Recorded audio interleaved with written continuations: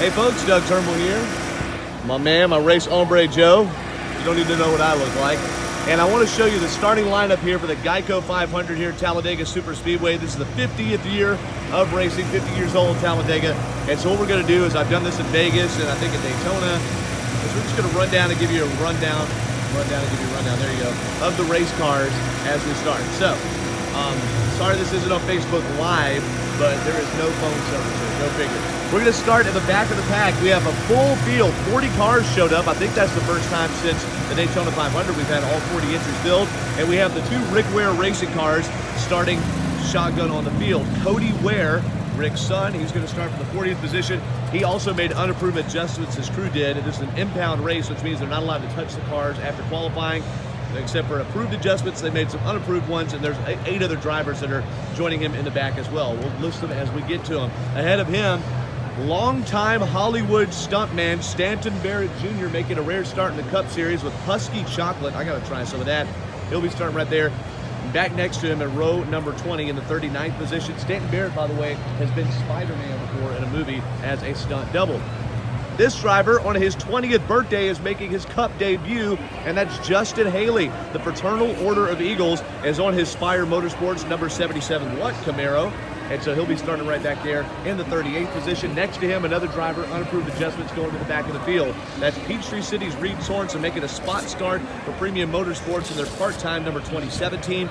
You saw the 27 in the Daytona 500 with Casey Mears driving it, and Jason C. to the Germain Racing Team. Now, starting in front of them in the 36th position, that's Corey LaJoy, the Schlutter Systems, number 32 entry. Oh look, there's Corey's PR girl, Lauren. Hey, what's up? I need to say hi to you later. What's going on? What's up, Atlanta? There she is, yeah, what's up, Atlanta? What's up, world? Anyway, Corey is starting from the 36th position there for the Go Fast Racing Team. These races are always, these races at plate tracks are ones that the smaller teams have a better shot at. Parker Kligerman's going to be with the Gaunt brothers this week. Toyota sponsoring that number 96 machine. Guess what? It's a Toyota. Parker Kligerman running a part-time schedule with this team. He's a pit reporter for NBC, and we love it when he gets back behind the wheel. Premium Motorsports adorns our camera again with Ross Chastain. Chastain starting in the 34th position. Darn near won the Xfinity Series race yesterday here, and he's been running really just about every race in each series. And once the season heats up a little bit, Chastain obviously is going to have to be more married to his Xfinity or his Cup ride. But he's also run each truck race. Jeffrey Earnhardt and a brand new race team, Extreme Concepts Incorporated. And they have some sort of relationship with Joe Gibbs Racing, because Jeffrey Earnhardt and that IK9 sponsorship are running a limited schedule in the Xfinity Series with that sponsorship. But this is a new team, Extreme Concepts Incorporated. That's why we have a full field. Jeffrey Earnhardt in Earnhardt country, by the way. Dale Jr. won 5 races at this track. Dale Earnhardt Sr. 10. Earnhardt Sr. is Jeffrey's grandfather. And Earnhardt will start 33rd. 32nd spot, Landon Castle, Starcom Racing, the Hometown Lenders entry. That's a Camaro. Just in front of him, it'll be Chris Buescher. Next to his teammate, Ryan Priest, both with JTG Darty Motorsports. There is a display that Joseph and I went to in the infield earlier today with a number 47 ride, or number 37, one of the two, filled to the brim with Scott's bath products. And you have to guess how many toilet rolls are in the race car. There are none in this race car. Chris Buescher and Ryan Priest, they start 31st and 30th. All right, another car going to the back, but this is for a driver change. Tyler Reddick, listen to me over the generator here. Tyler Reddick qualified Brendan Gaughan's number 62 machine right after Reddick won the Xfinity Series race yesterday. Reddick literally got sprayed with champagne at Brooklyn Lane, then came running out to go qualify the car. Brendan Gaughan had a commitment, a family commitment. His son was part of something, I forget. And now Gaughan's in it, both starting in the back. This is a beautiful motorsport, running a limited schedule. Brendan Gaughan, again, will start in 29. Just ahead of him, another guy that's sort of a dark horse fan favorite, Richard Petty Motorsports, Bubba Wallace, and the Worldwide Technology Chevrolet that looks a lot like that old Richard Petty Motorsports STP Plymouth. Bubba Wallace is going to have to dig in for the 28th starting spot, but certainly has a good shot today. Bubba aggressive at the plate track. Remember, he ran runner-up at the Daytona 500 last year. Okay, Eric Jones, he won the Daytona race. Coke Zero 400. Coke Zero No Sugar 400, that was back in July. Eric Jones starts off 27th today on the inside of row number 14, and he is going to have to actually start in the back. He has to give up that starting position because all of the Joe Gibbs Racing cars had unapproved adjustments before the race. Their cars were bouncing around a lot qualifying. Matt Benedetto with Procore, they've got a big sponsorship activation this weekend, starts 26. Benedetto led the most laps in the Daytona 500. Ahead of him, it's William Byron. He also led some laps at Daytona. Done well at these plate tracks before. William Byron, 25th here on the grid. Ryan Newman goes to the back, unapproved adjustments along with Ricky Stenhouse Jr., his teammate. Newman was also fastest in final practice with a blistering 204-mile-per-hour clip. And that's because he was in a small pack of cars. They called a larger pack, and they got a sniff of the draft, and Newman was the fastest. Because of the closing rate and high speeds in the first practice, where they saw the cars going 202 miles per hour, NASCAR added this clear part to the spoiler and the wicker bill. However, that has only decreased the closing rate, which is how fast cars can catch each other. And Ryan Newman says that these cars are going too fast. He also noted that because the cars are so close to the ground at the bottom, it packs air under them as you hear driver intros going underway, and that can make the cars more likely to get airborne. There's going to be a lot of unpredictability here in Talladega. 23rd and 22nd. Here we go. Denny Hamlin, who has won the Daytona 500 before, has won here at Talladega, and Kyle Busch, who has won at both Daytona and Talladega. He's your points leader, by the way. Darn near perfect season. They're going to the back, though. Unapproved adjustments. Jimmy Johnson, a couple of victories here. He'd like to get his first win in, 2 years. Jimmy Johnson starts 21st. The Ally Chevrolet. Just ahead of them, another car going to the back. Martin Truex Jr. He starts 20th. Unapproved adjustments. Joe Gibbs Racing never won here in Talladega or at Daytona. As Martin Truex Jr. He just got his first ever short track race win at the Vista 2 weeks ago. Here's a popular car, okay?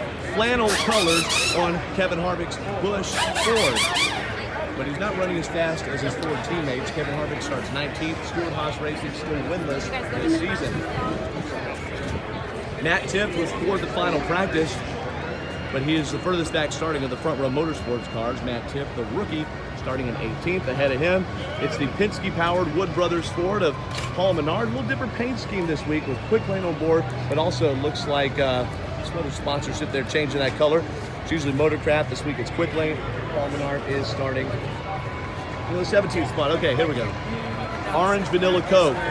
New colors. Daniel Suarez, a Coca-Cola Racing driver. He took us over 125 miles an hour in a pace car this morning. Joe had to change his shorts. That's okay. We ran next to the wall. Suarez looking for his first career win. By the way, Talladega has crowned 11 first-time winners. One of those people who got a second career win here at Talladega, David Reagan, the Shriners Hospital's Ford. Always good on the plate tracks. When we don't have plates in these cars anymore, they have tapered spacers. That's why you have increased speed, decreased closing rates, more throttle response. We're taking pictures in front of this car, so we're going to walk around. That's David Reagan, Georgia driver out of Unadilla, starting 15th. Getting close to the front, y'all. Thanks for sticking with us. Kurt Busch, Monster Energy aboard his machine, starts 14th. He's never won here at Talladega before. He was very relaxed at his Chevy media availability this morning at the display. Ahead of him, making his 100th career Cup start, Ty Dillon. Ty Dillon starts 13th. That's a good start for the Germain Racing team. Could Dillon be a guy that gets his first career win here today? Michael McDowell's also never won. By the way, Michael McDowell got a top 5 or 10 in the Daytona 500. Always runs well. A lot of times does at plate tracks. Michael McDowell starting 12th. Here's the fan favorite, highest starting Georgia driver, Chase Elliott. That's not Hooters on the car this week. It's Little Caesars there with Mountain Dew. Chase Elliott starts 11th. Hendrick cars looked a little bit down in speed compared to Stewart Haas Racing and the Penske cars. Here's a guy that's trying to change his luck, so he's got Clover on board, or maybe it's just the first day to company. That's Kyle Larson. He's never won a plate race before. Larson would love to just finish this one. He's now, as we enter the top 10, starting 10th. And then you have Alex Bowman. Yes, the 88's won here at Talladega before. Alex Bowman's never won in the Cup Series. He's trying to turn that season around. It's been a very flat kind of year. Alex Bowman starting. And where is it? 9th. Then to 8th, Joey Logano just unveiled the Money Lion Mustang that he and Vaughn Gibbon helped design. Joe Logano won this race a year ago. Ryan Blaney looking for his first plate win and his first win of the season. The Menards machine. Ryan Blaney starts 7th. Ahead of him in 6th, but we'll have to drop to the back. That'll be Ricky Stenhouse Jr. Got his breakthrough Cup Series win in this race 2 years ago. Also won at Daytona that year. So this is a whole new ballgame with these tapered spacers. How are they going to react to the wrap?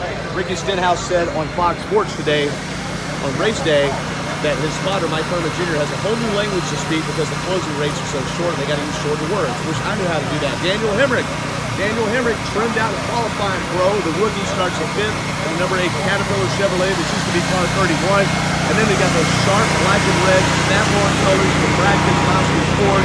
Keselowski's won here at Talladega 5 times. He wins again. He passes Dale Earnhardt Jr. for 3rd all-time on the Talladega wins list. Brad Keselowski powered up in that 4th spot, starting 3rd. We thought he was going to win the pole. Clint Boyer. Toco, repair coverage on call. New company on that Stewart-Haas ride. 3rd for Clint Boyer, 2 wins here in his career. Last fall's winner, Eric Almirola, Smithfield Ford. He thinks he can do it again today. His car has had a lot of drivability all weekend long. He had that Cheshire Cat grin, as they call it, after qualifying 2nd to your pole sitter, who yesterday was his 29th birthday, threw out his first pitch of the Braves game on Friday, SunTrust Park. I was there. Austin Dillon, the Dow Chemical Chevrolet. Dillon, winner of the Daytona 500 a year ago. He'd sure love to break through this season because a win for any driver that's winless guarantees them in the playoffs. Here's your starting field.